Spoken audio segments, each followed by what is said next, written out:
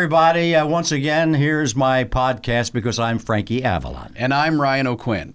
And Frankie, I'm excited to have with us today. You know how you and I were talking about this I'm more excited. I don't know about that. You know how you can say, well, she's not my wife, but she played one on TV. You know, that kind of thing. Oh, okay, yeah. Well, like you and Annette. Right, sort right. of. Not my wife, but we're actresses. Very good friends and very close. So this young lady who's with us today has played my wife in a movie recently. I'm pleased to welcome Andrea Logan. Andrea, hold it down, hold it down, Yeah, hold it down. I am so honored to be here. And I said, are you sure nobody canceled and you threw me in this slot? Because I am starstruck, first of all. An honor to be in your presence, truly, truly. I mean, you are one of a kind, and you existed in Hollywood when there was actual true talent. And, like back in the day, you actually had to know what you were doing and be talented. Nowadays, anybody can be famous. Well, I think, thank you so much. I appreciate that. I worked very hard to try to do what I do in my craft. But you know what, Andrea? These kids today are very talented.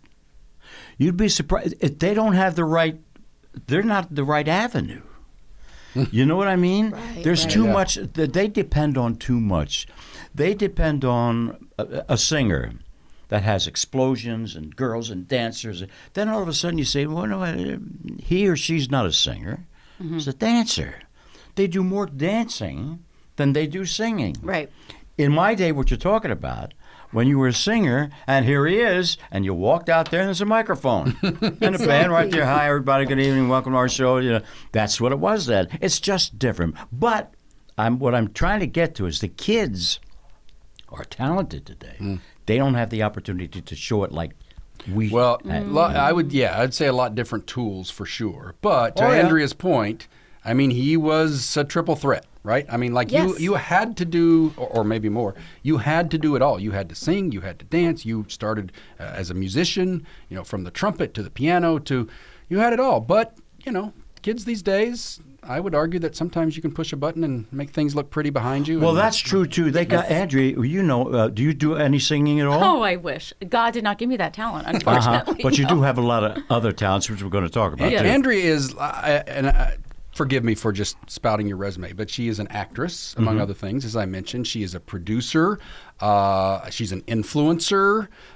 She's a creator. So many ways to describe Andrea. So, thank you for being on the show. And you are definitely not, a second thought that nobody canceled. We wanted you to be on. So now you're here. So you deserve to be right there. But absolutely. Now, filmmaking, you've done a lot of films, Andrea? Yes. I mean, probably since my first film was in the early 2000s. So I moved to LA in 1998, the day after I turned 20, with $350 in my bank account and my green Isuzu Amigo from San Diego. Oh. I took an acting class in theater. But from Chicago area. From Chicago, Illinois. Born and raised in the cornfields of Chicago. Okay. I was an athlete, and I grew up in a very lower middle-class home. My dad was a cop. My mom cleaned houses and was a secretary. Wow. And so, talent wasn't known back in that day. And so I kind of felt like this sensitive kid that felt out of place in the Midwest, where I was an athlete because that's what everybody did. But I was like, something's missing.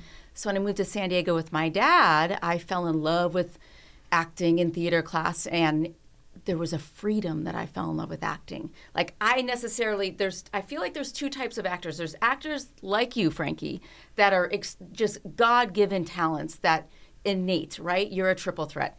Then there's the actors like me that feel like once they fall into it, there's this freedom of expression where it's like, I get to escape Andrea for a minute. I get to escape my life and jump into another person's role or character. And to me, I think I didn't have that foundation at home, so that was my freedom. So then I just kind of went hog wild and moved to LA and kind of landed in the Playboy Mansion. Did not pose for a Playboy, but that was the crowd with celebrities and that was the late 90s. So I was a baby. That's wonderful, Andrea, to be able to tell everybody in our audience that's listening or watching that if they do have aspirations of doing it, you got to do it. You have to. You got to do it, and like you did, and it paid off. It doesn't pay off for a lot of people, but it pays off for a lot of people. And you're one of the lot of people. and you've done work and something that you really enjoy. 'Cause you know what? It's like, Ryan, I think what I got out of it is it's like when you're a kid and you play soldiers or you play cowboys, and you play this guy, you play that guy, you play funny. So, yeah, I put the shade on my head and, all those things. And that's what you wanted and got. That's just great. Yeah. That's why you keep doing what you're doing. And not only that, you're a producer.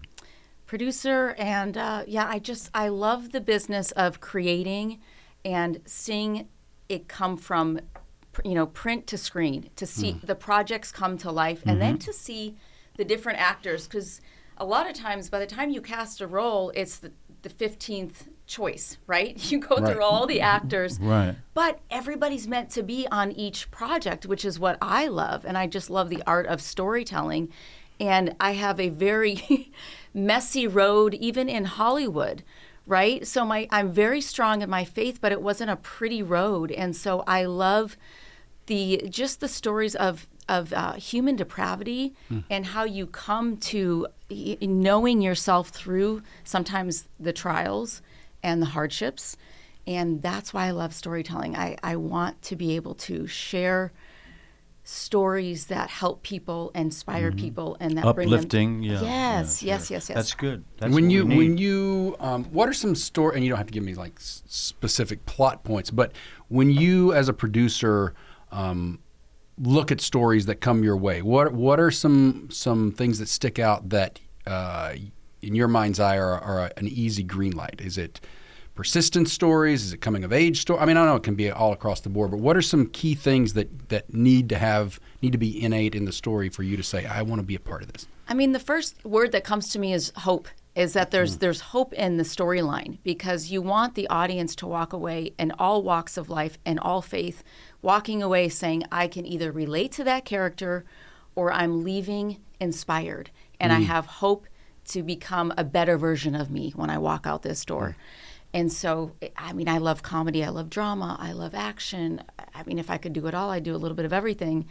But I think it's also, Ryan and I both produce in the faith-based world. I think the hardest thing for me is when we started PureFlix. My ex-husband and I started a company called PureFlix Entertainment way back in 2004 or 5. And PureFlix is an incredible audience that has a faith-based message, but my story, even in the faith, was so messy. And my heart personally is, I don't want to preach to the choir. I want to preach to the people that don't have faith, that are trying to figure out this crazy thing called life, right? Yeah. So that's kind of where my heart is now. Fast forward to, we were married 17 years and we co-parent beautifully, but going through a divorce at 39, 40, I've been a single mom for 7 years. My heart and passion in this business has transformed and really opened my eyes to now kind of the next leg of life that I want to do and kind of land in this. So you're not producing anymore? I am producing. I have projects that I'm producing. I actually was associate producer on, he played my husband, a film that we did called Between the Lines in August in Seattle. Is that out now, Ryan? Not yet. It will be soon. Well, depending on when you're listening to this podcast. But in 2026, it'll be. But it was a story about infidelity, and so that's kind of a touchy subject in the right. faith world. Wow. But I'm like, guys, we can't turn a blind eye. I have 3 kids. I have a 19-year-old, a 15-year-old, and a 12-year-old. Two of my kids are watching TikTok. So I did not grow up. I grew up wild. Okay, so my dad was always working. So for me, I experimented. I did everything a kid could imagine because I essentially parented myself. So the way I parent my kids is very different because I know what I did at their age, right? So I see the world through both lenses. Now, is this picture that you're talking about that kind of relationship that the characters have? Between the lines? Yeah. So it's a faith-based story, but the wife and Ryan and I are kind of we're like little supporting, we're fun little supporting. The characters. other couple. We're the friends. Yeah. And he has eyes for other women. This is the guy that that plays my husband. But it's infidelity. So she ends up falling in love with a younger man, and they have to fight for their marriage. And I don't know about you, but you are. Both of you, we need more men like you in Hollywood. I mean that because this town is It's the shiny objects. It's the shiny object syndrome. Yeah, relationships break up too easily. Yep. I agree. I'm married this coming January, 63 years. Wow. That is wow. And Hollywood, 63 Hollywood years, which is about 140. Now I need to know the secret. well, the secret is you got to get along. There are ups and downs in a marriage. I don't care who you are, what you do, whatever. There are times when you don't want to talk to one another. There are times, but the basic thing is this: you always go to the respect of the person, number one. Yes. And to listen. You got to listen. You got to listen to what she's saying. She's got to listen to what you're saying. You got to listen to your kids. I have 8 children. Wow. 4 boys, 4 girls. We have 10 grandchildren. It's a wonderful family. Ups and downs. Nothing's ever perfect, but it all works out. The older they get, the better it gets. You know what I mean? Yes. So I think that's what you guys are talking about in the films that you do and the kind of films that you produce. So to tell the world what to do now and how to feel an emotion, We have at our company, we had a mantra on the wall as you walked into my office. And I don't know who said it. It's been credited to a lot of people. I think on my wall it says anonymous. But, Andrea and I are in a similar space, like she mentioned, inside of Hollywood, in the values-based faith and family content space. But the adage that was on the wall that I looked at every day said, "The theater is the church for the world at large. It's where people go to sit in the dark and contemplate life." So as I would come in and I would look at that every single day, good say, yeah. I would remember, first of all, we have a job to do. Like there's a big picture plan here.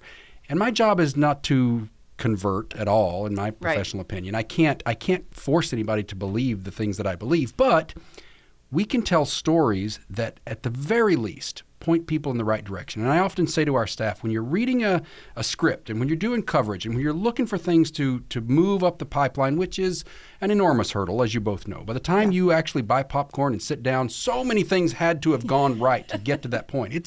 It's moving mountains for sure. But I say, when you're looking for these kind of stories, when it's all said and done, after 90 to 120 minutes of sitting in the theater, when the lights come on and the teenagers are sweeping up the popcorn, I want someone to still be sitting there and say some version of, "I never thought of it that way." Yeah. At that point, I've done my job. Yeah, right. Yeah, that's right. Yeah. You put it up there and hopefully somebody says, "I never thought." That's or, it. Or there's something bigger than me. Yeah. At that point, the seed is planted. Well, escape, right? We watch entertainment to escape Right. reality. And what you brought to the table back in the day is innocence and romance and joy. So people were to, I watched you as a little child growing up. I mean, you and Annette Funicello, oh my gosh. I was so enthralled by you guys. There's such morals to those pictures. Right. And just pure. Some of the lines that I remember that we did in there, because I think the opening scene of Beach Party is Frankie and Annette are driving in this little buggy, and they're singing, "We've got an early start," going down PCH and all this.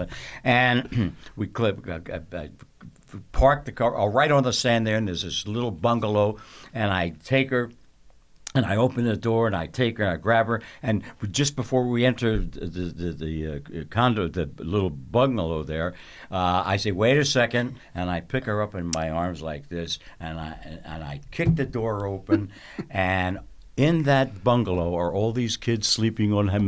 No, and she says, no, nothing until you put a ring on my finger. That was it. I love it. Yes, yes. Cute. And then the rest of the story was they're not getting along, and Frankie and Annette are breaking up, but they're always still looking up at the other guy, but they always want to go back to Frankie and Annette. Yeah, they were good little stories, You've so mentioned sweet. Speaking of stories, and I told you, Andrea, to be prepared because Frankie has Hollywood stories. I mean, you mentioned a noun, and he's got a story about that. But tell us the story. I don't think we've said it on the air before. I know the story. But when you wanted to get the picture off the ground, and you were at the restaurant, and you saw Frank Mancuso. Oh, well, after we had done about 7 films of the beach parties, and Muscle Beach Party, Bikini Beach Party, Ski Party, all these other things, time went by. And it became a cult. Those pictures became a cult, and people liked them and all this stuff.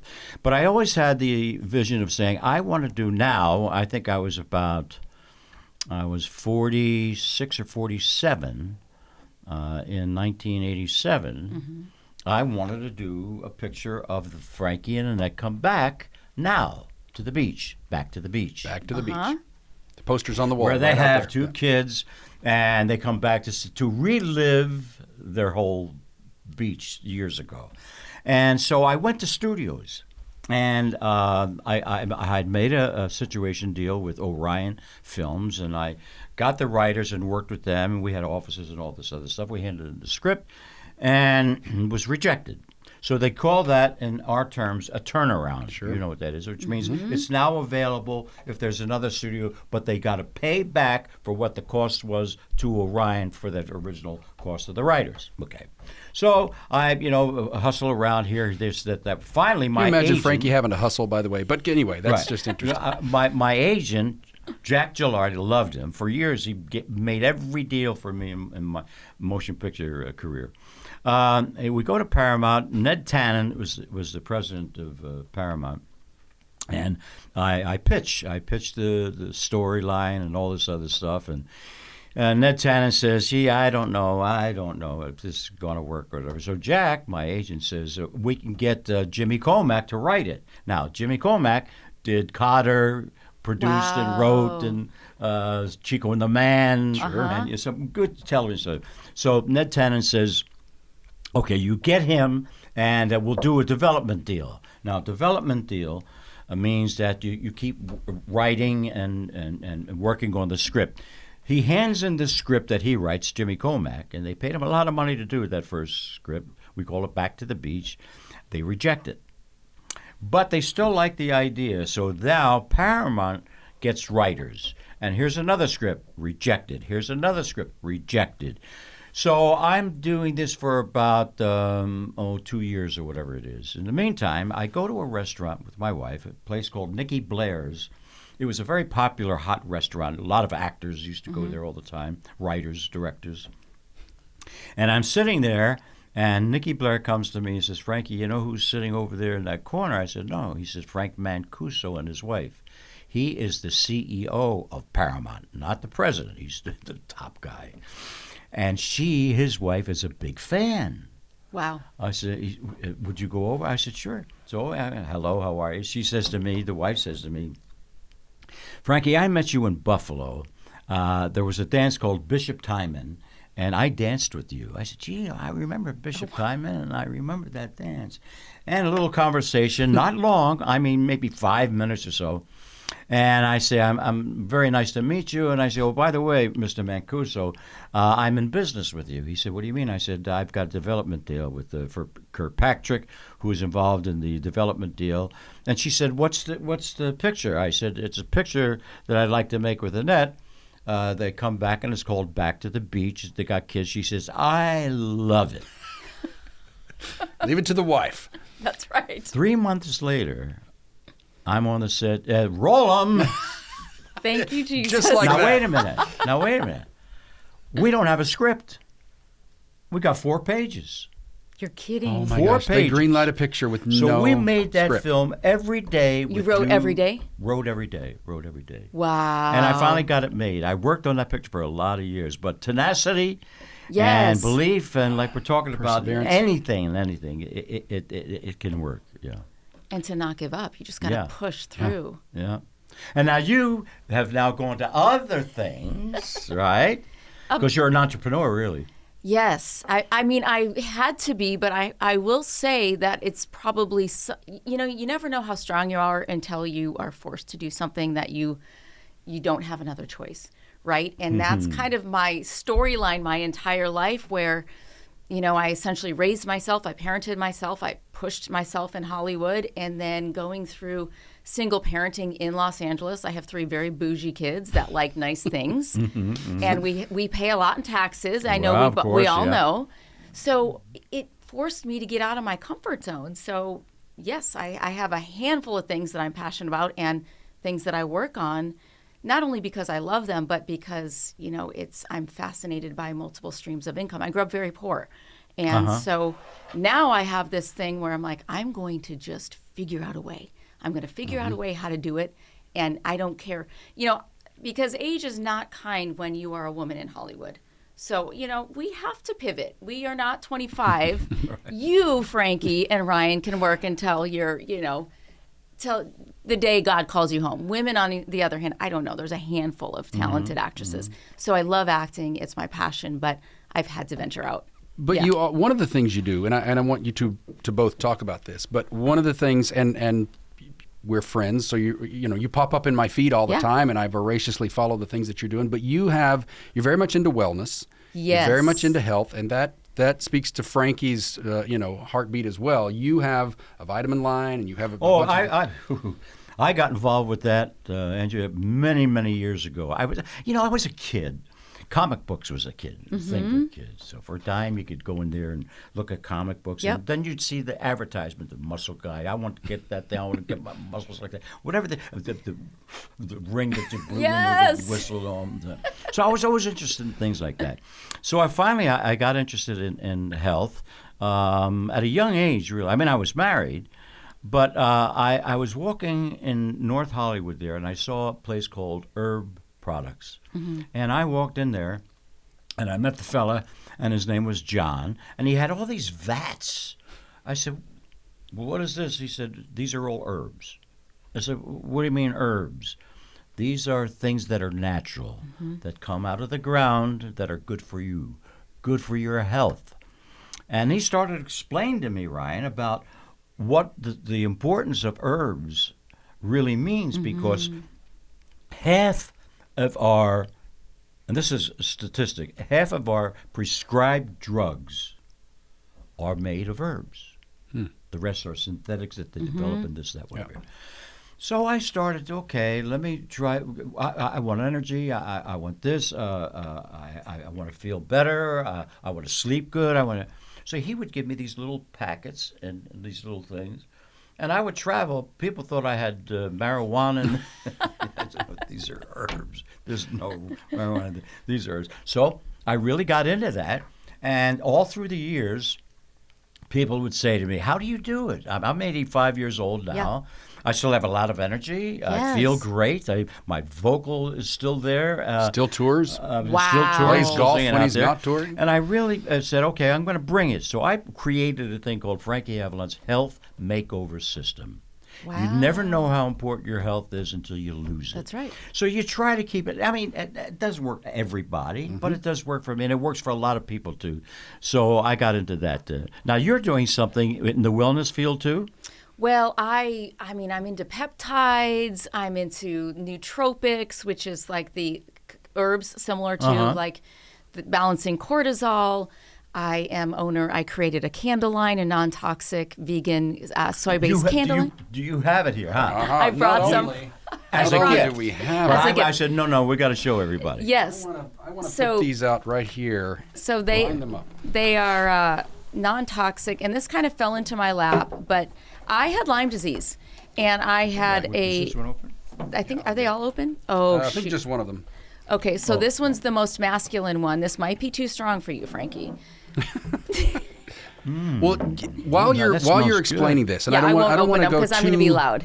I don't want to go too crazy personal, but you had a health scare, and yes. now did that help inform the product line, or the other way around, or you said it. So I had Lyme disease. Yeah. Let's see. My youngest this was like 9 years ago. And so I had a doctor tell me I couldn't get on an airplane without an oxygen tank. Wow. I was like, I don't smoke. Wait. Wow. And I think I picked up Lyme disease in Chicago. We played in the cornfields. We played outside. I mean, there's ticks everywhere. So it is from ticks, right? It's from ticks. Yeah. But if you go so far down the rabbit hole, it's also like in utero, you can pick it up from your mother or from other generations. So I don't know where I got it. Right. But I've always been super fascinated about health and wellness because I struggled in my health. And so I know that if you don't feel optimal and you don't take care of yourself, you're going to pay for it in other ways. Right. So I love what you do because my grandma's 92. And I want to know your secrets and kind of just the balance of, because I don't believe in extremes, right?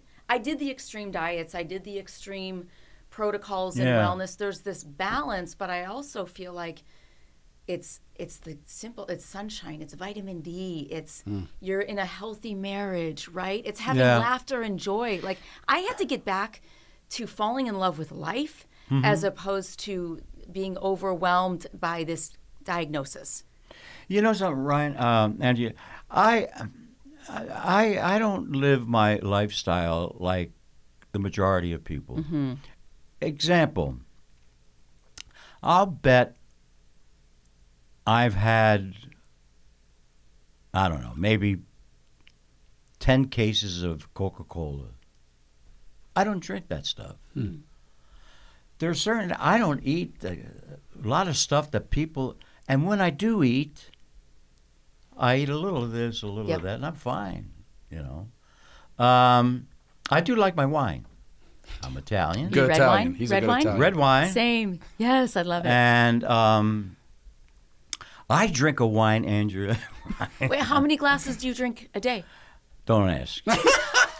I have to know. Well, Jesus turned water into wine. So Speaking of- No, I love- let me tell you something. I get friendly with Robert Mondavi. You know, Robert sure, Mondavi. sure. Yes, Yeah. of course. So I go to his place up in Napa and playing golf tournaments and all this other stuff. And Michael, his son, and I'm sitting with Joe DiMaggio. And Wow. It was Wow. great times, right? Name drop them. So I talk to Michael and I say, now Robert Mondavi is an older man, in great shape, this, that. And they would come and watch us play with Richard Crenna and Eddie Marinaro, football player, and Clint Eastwood. We'd all play golf together. You know? Oh my goodness. So I'm talking to Michael, and I said, Michael, your dad, does he drink a lot of wine? He says, well, my dad says he drinks a bottle a day. It's 4 glasses. Yeah. He says 2. 2 giant glasses. Robert, he said, my dad drinks 2 bottles of Oh, wine. 2 bottles. 2 bottles. 2 bottles Yeah. of wine. Oh. Yeah. Okay. Not 2 Wow, glasses. okay. 2 bottles.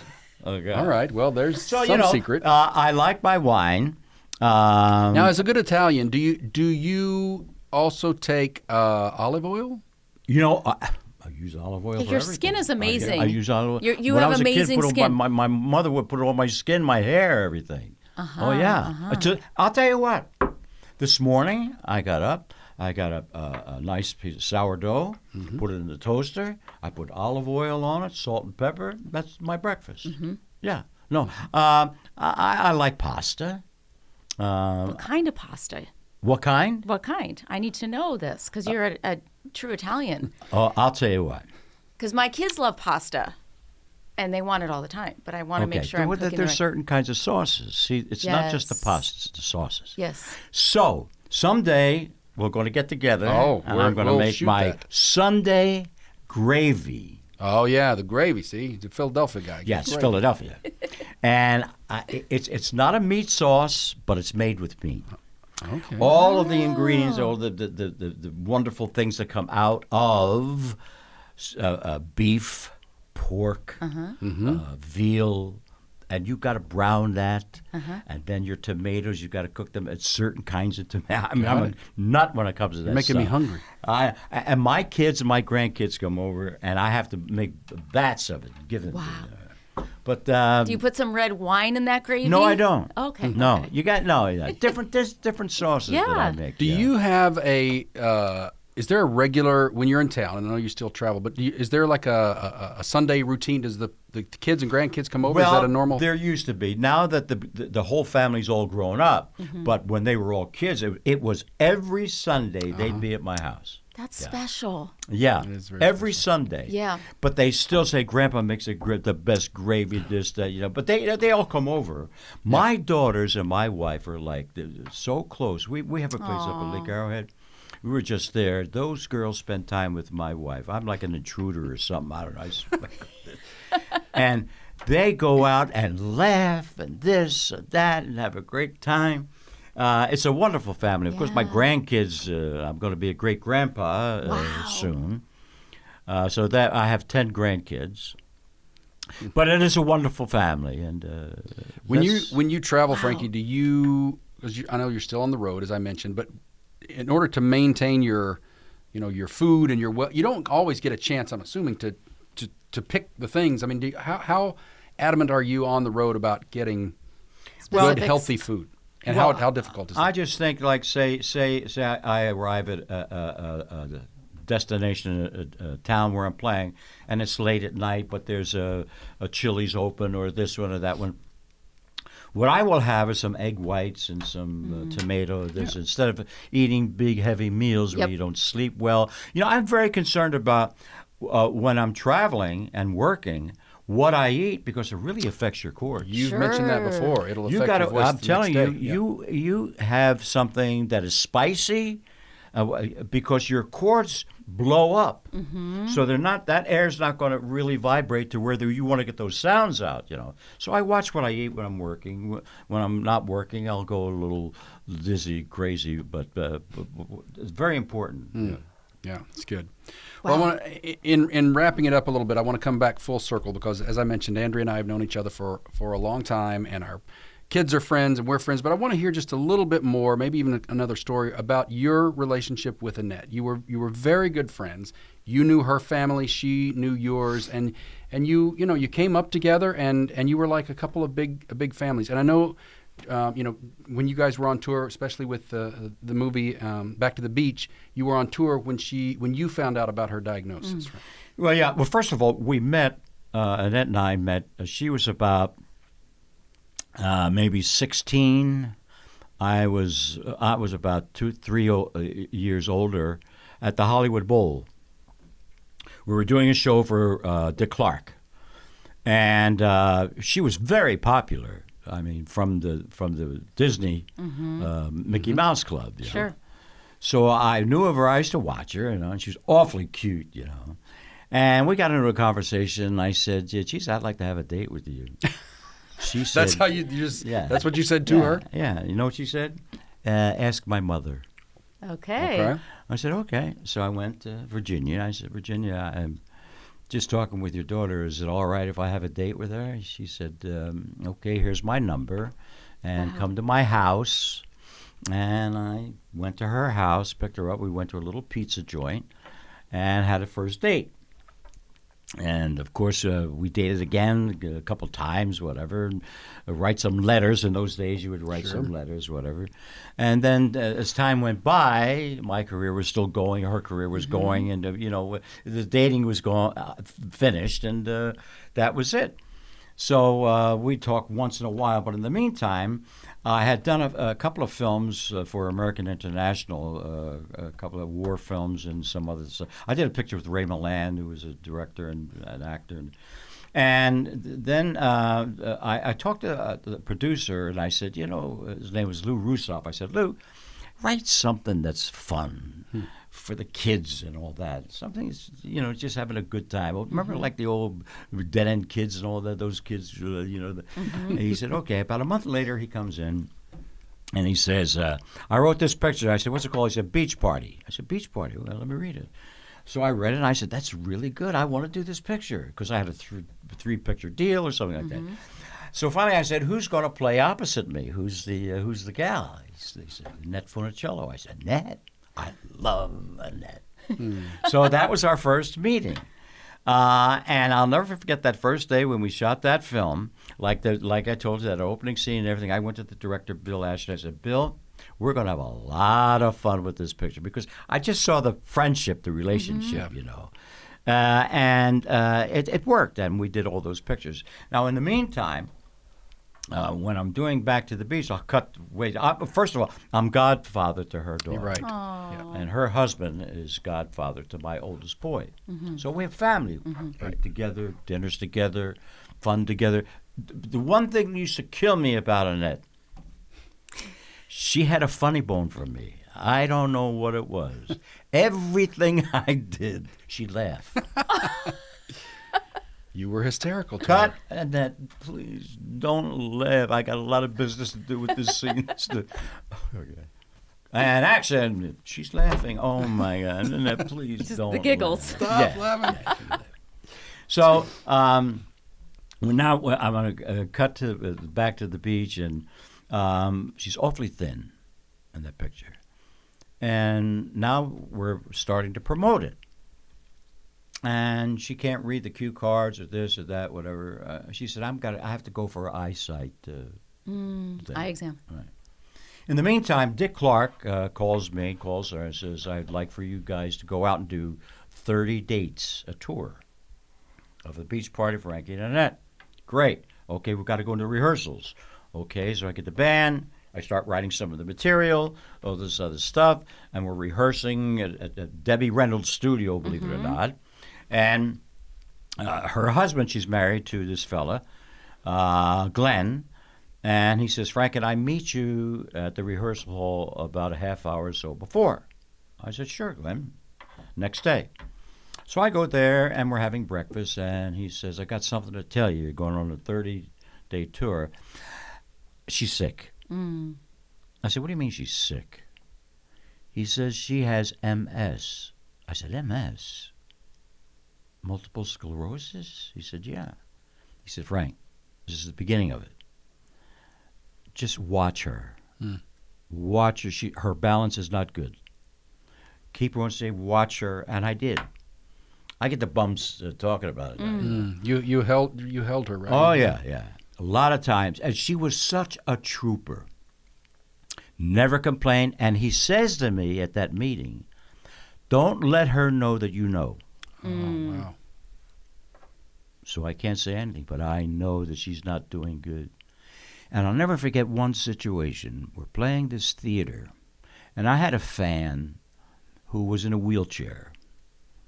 And I knew her mother and father, and she used to write me, and I used to write her. She was a sweet gal.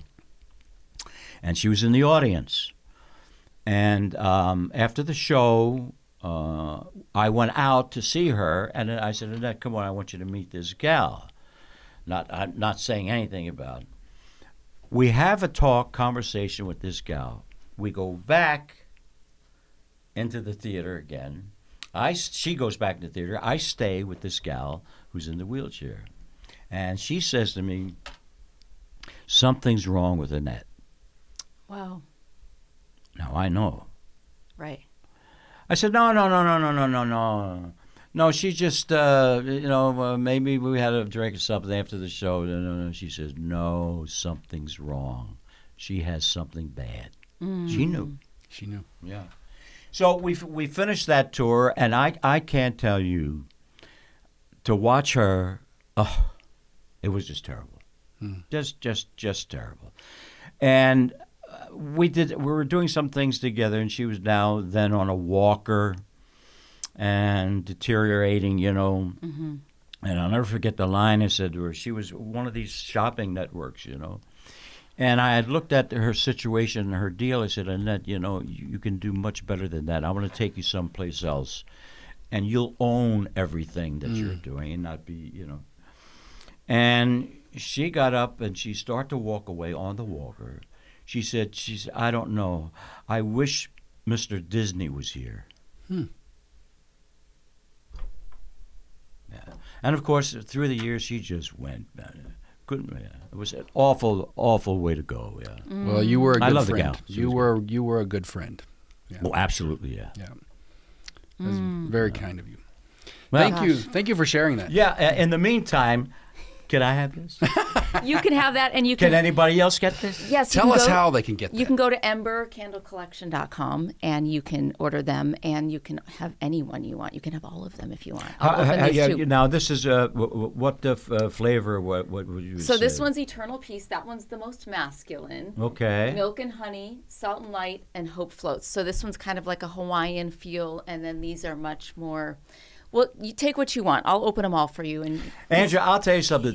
What you started here is really terrific. I'll tell you why. Men don't think about candles. They really don't. But I'll tell you, women sure do. Oh, yeah. My wife, my 4 daughters, my grandkids, gifts.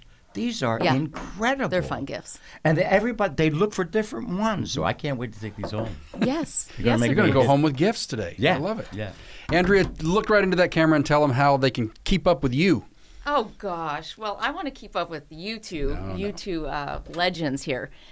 Andrea Logan, go to Happily Ever Andy on social media. You can go to embercandlecollection.com. You can go to andrealogan.life, or you can come hang out in Westlake where we all live. That's right. You probably run into us somewhere around here. And we're all friends. And I just look. And honestly, my biggest prayer is, Frankie, I would be honored to be able to, if we could all do a project and be on set together. That'd that'd be amazing. nice. That would be like, my heart would be, what an answer that would be to work with a legend. Come on now. Well, of course. Let's make it In the happen. meantime, I want to thank you for taking time to come talk to Ryan. You guys know each other. This is my first meeting with you. You're lovely. Aw. And I'm so happy that you came here to discuss what we discussed. It was terrific. Thank you so much. Yes, and now I want to turn the tables next time and have you on my podcast. All right. That's a deal. That's Okay. a deal. In the Okay. meantime, we are now going to say bye to everybody who's been watching or listening. And my little logo is, if you ever run into someone who isn't wearing a smile, give him yours. And the whole world smiles with you. Bye.